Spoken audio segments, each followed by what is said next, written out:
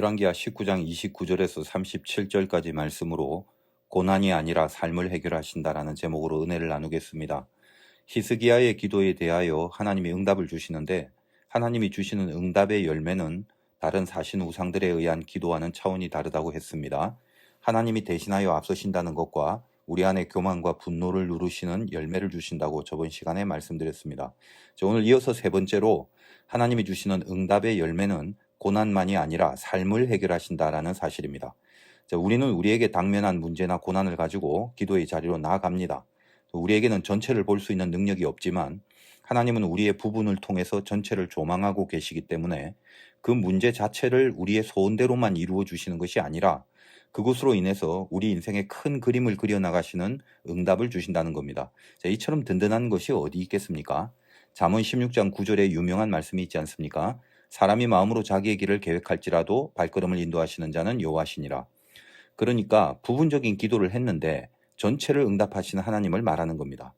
재미있는 유머 중에 길에서 주운 알라딘 램프라는 이야기가 있습니다. 어떤 노총각이 돈은 없고 결혼은 하고 싶은데 여자는 없고 그래서 낙심하고 살다가 길에서 우연히 램프를 주웠는데 램프에서 도깨비가 나와서 네 소원을 한 가지만 들어준다 이렇게 이야기합니다. 웬 횡재냐 싶어서 곰곰이 생각하는데 돈도 필요하고 또 여자도 필요하고 결혼도 해야겠는데 한 가지만 말하라니까 갈등을 하다가 애따 모르겠다 싶어갖고 한 번에 다 말해버렸답니다. 돈, 여자, 결혼. 도깨비가 이제 알겠다고 하면서 소원을 들어줬답니다. 그래서 돈 여자하고 결혼해서 살았답니다. 원래 유머라는 건 한 번에 알아들으셔야 되는데 노파심의 부연 설명을 하자면 돈 여자는 도른 여자, 속된 말로 미친 여자를 말하는 거죠. 사람이 무당을 찾아가는 이유 중에 하나가 딱 자기가 알고 싶은 거, 풀고 싶은 거, 그 문제에 대해서 명확하게 답을 얻고 싶은 심리가 있습니다. 그걸 어떻게 해야 하나요? 늘 그거죠. 혹은 그걸 해야 합니까? 안 해야 합니까? 그런 것처럼 딱딱 맞아떨어지는 답을 원하기 때문입니다. 반면에 우리가 하는 기도는 개념이 다르죠. 문제로부터 출발하는 건 마찬가지입니다. 히스기야는 지금 이 아수르 공격에서 어떻게 살아날까? 그것이 문제입니다. 그리고 하나님이 히스기야의 기도를 들어놓으라 하셨으니까 이제 아수르로부터 히스기야를 지켜주면 되는 겁니다. 그런데 그 응답에 대한 설명을 장황하게 하십니다. 오늘 본문 보면 저번 시간과 이어져 연결된 거죠. 저번 시간부터 시작해서 오늘까지의 내용이 히스기야 기도에 대한 하나님의 응답의 내용입니다. 내용이 길지요. 길다는 표현보다는 풍성하다고 말하는 게 나을 것 같습니다. 우리 기도는 그 출발의 차원과 그 도착의 차원이 다릅니다. 왜냐하면 그것만 해결해 주시는 것으로 끝나지 않기 때문입니다. 여러분이 신앙생활을 점점 깊숙하게 해 나가시면서 깨달아지는 내용이 있을 겁니다. 엄밀하게 말하면 하나님께 드리는 기도의 궁극적인 응답은 실은 문제 해결이 아니라 관계 회복이라는 사실입니다. 기도를 진심으로 하게 되면 나중에는 그 문제를 손대 주시는 섭리뿐만 아니라 기도하는 가운데 하나님과 말할 수 없이 친해지고 또 떨어질 수 없는 그런 사이가 되어버리는 열매를 맺습니다. 그러니까 어찌 보면 기도를 하게 만드는 그 일조차 그것이 비록 아픔이나 고난일지라도 이미 그것부터 하나님의 크신 섭리 안에 들어가 있었던 내용이더란 말입니다. 무당한테 가서 왜 사업이 안 되냐고 어떻게 하면 되냐고 그랬더니 집에 감나무 있냐고 물었대요. 없다고 하니까 그래서 안 된다고 얼른 가서 감나무 심으라고 했답니다. 또 다른 사람이 그 무당한테 가서 왜 이렇게 사업이 안 되냐고 했더니 집에 감나무 있냐고 물었답니다. 그래서 있다고 했더니 그것 때문에 안 된다고 얼른 가서 베어버리라고 했답니다. 감나무를 심든 감나무를 베든 적어도 일이 어떻게 풀려질까 하는 마음으로 노심초사하면서 감나무에 대한 조치를 취하고 있었을 겁니다. 그런데 여전히 사업이 안 되면 감나무 탓으로 돌리다가 나중엔 그 무당이 가짜구나 하고 욕하고 그럽니다. 우리가 하나님께 기도를 하고 여전히 조바심이 나서 기도했으니까 하나님이 들어주실까 안 들어주실까 그러면서 기다리고 있는 건 감나무 가지고 노는 사람하고 같은 겁니다.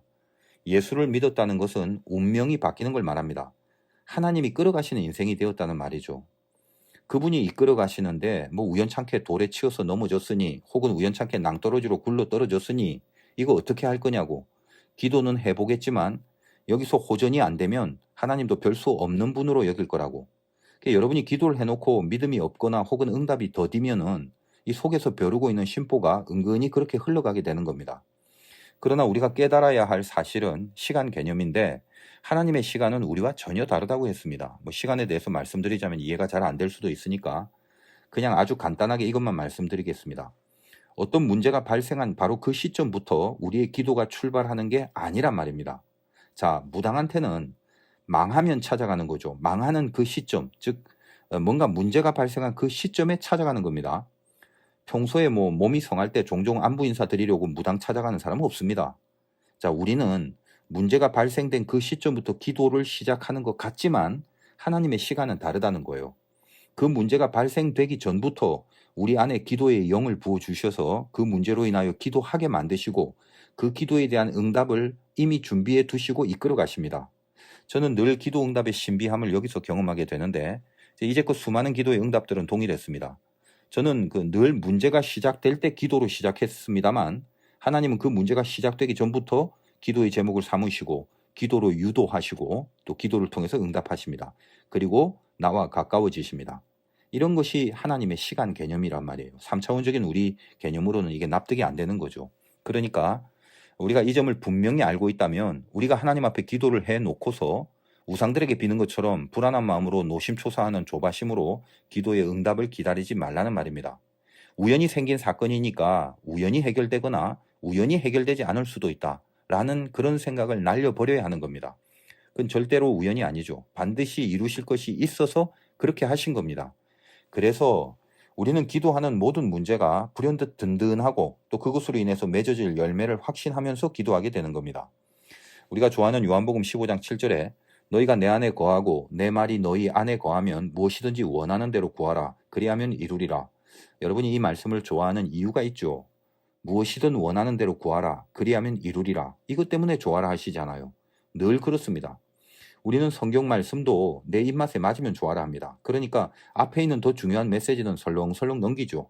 너희가 내 안에 거하고 내 말이 너희 안에 거하면 그 부분은 왠지 설렁 그냥 넘어가려고 합니다. 일단은 뭔지는 몰라도 뭐 눈치껏 판단만 해봐도 부담이 되잖아요. 뭘 자꾸 안에 거한다고 하고 뭐 안에 들어온다고 하고 그러다 보니까 속이 안 좋죠. 어딘지 모르지만 하여간 속으로 들어온다는 것이 편안한 느낌은 아닌 겁니다. 속에 뭘 억지로 집어넣으면 아픈 거 아닌가 싶기도 하고 뭐 그런 느낌입니다. 그러니까 앞에 부분이 조건이 안 되면 우리가 좋아하는 뒤에 부분은 아무 의미가 없는 건데 조건은 안 갖추고 달라는 건 다 달라. 그런 식으로 나가버리면 곤란하단 말입니다. 이 말은 그 유명한 포도나무와 가지 비유를 하신 후에 들려주신 말씀입니다. 그러니까 붙어 있어라 그거죠. 친해지는 거, 진하게 가까워지는 거, 꼭 붙들어 있는 거, 그것이 열매를 맺는 방법이라는 것을 말씀하시면서 우리가 어떻게 해야 원하는 대로 구하면 다 이룰 수 있는지를 설명하시는 겁니다.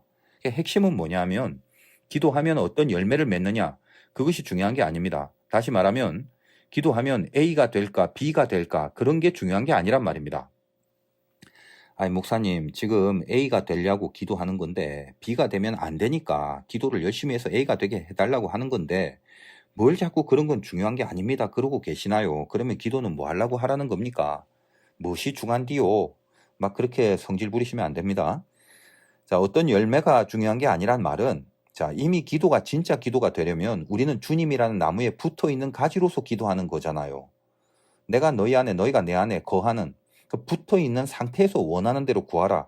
그런 말씀 아닙니까? 그러니까 너희가 내 안에 내 말이 너희 안에 그게 무슨 말이냐면 이미 붙어 있는 상태에 있는 바로 거기서부터 흘러나오는 기도. 자, 그러면 이런 거죠. 포도나무인데 무슨 바나나를 맺는 게 아니잖아요. 포도나무 끝에 걸린 가지에 바나나가 맺히는 적이 있습니까?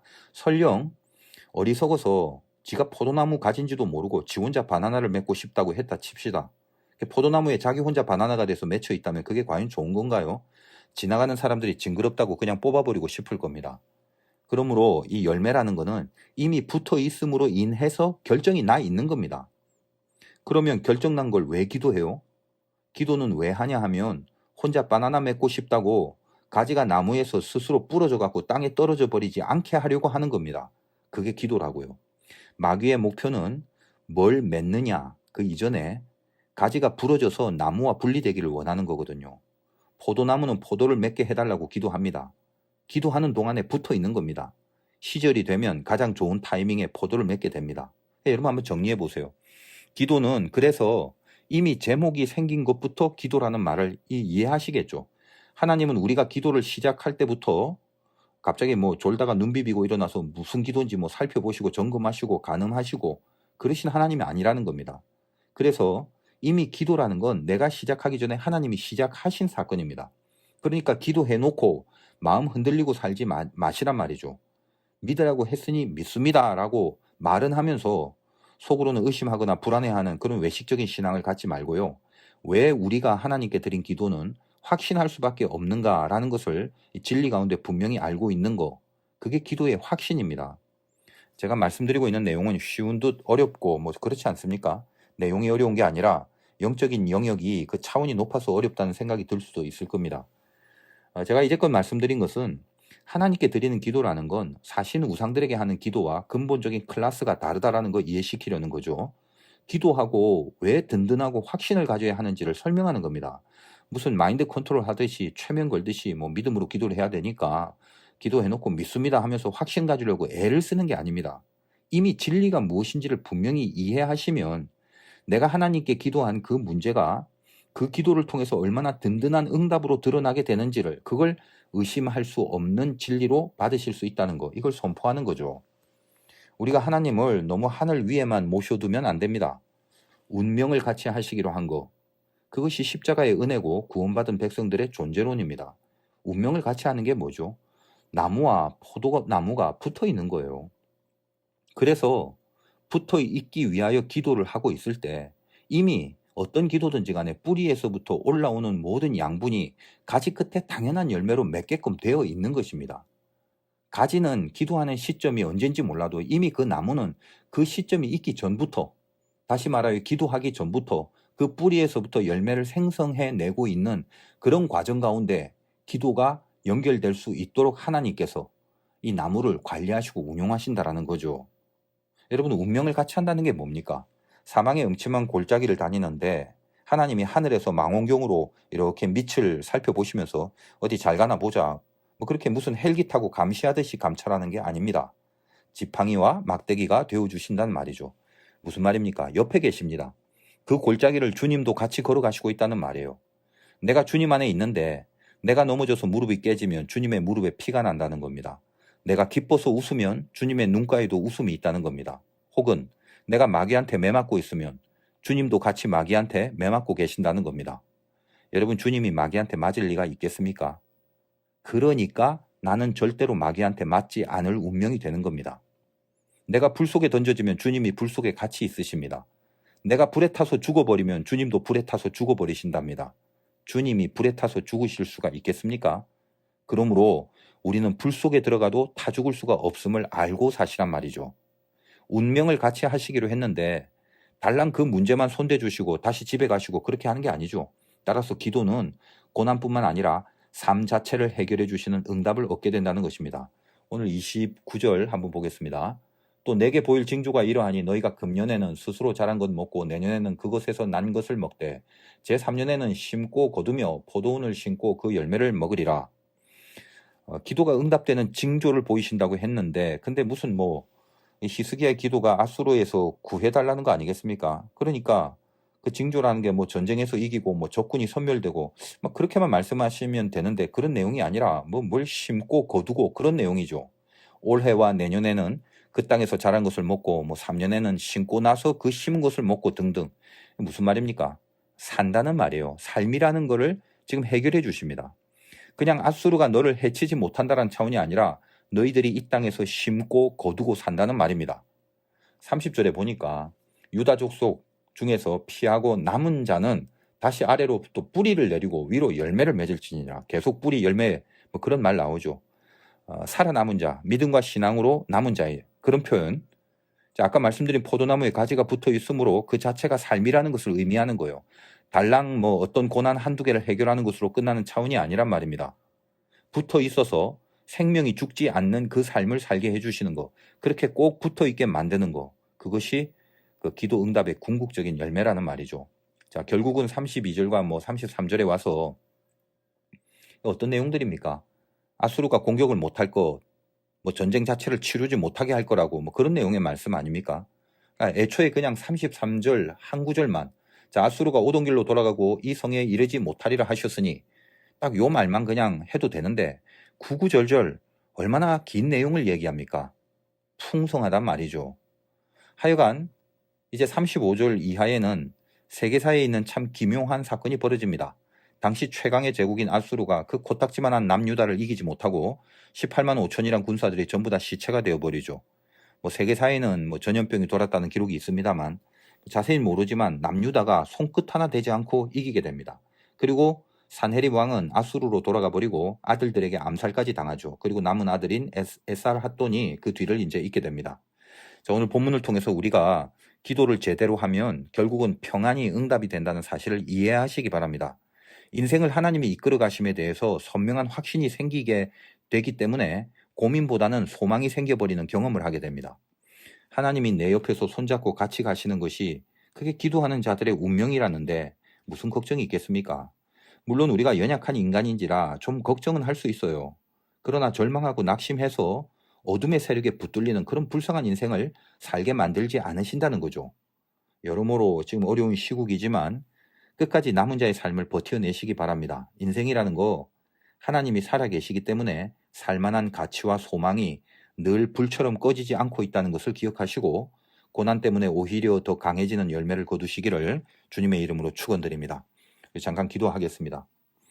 하나님, 우리에게 기도가 있다는 게 얼마나 감사한지 모릅니다. 그 문제를 갖고 하나님 앞에 엎드렸지만 하나님은 문제뿐만 아니라 우리의 삶 전체를 손대 주십니다. 그래서 늘 소망이 있으며 그것 때문에 오히려 든든하고 평안함이 있을 수밖에 없습니다. 나와 운명을 같이 하시기 위하여 나를 위하여 친히 십자가에 피 흘려 죽으시는 그 죽음까지도 감수한 그 사랑을 저희들이 잊지 않게 하여 주시옵소서. 지금 우리가 불 속에 있고 물 속에 있을 수는 있습니다만 내 옆에서 내 손을 잡고 계시는 분이 만군의 여호와 하나님임을 다시 보게 하여 주시옵소서. 예수님의 이름으로 기도드리옵나이다. 아멘.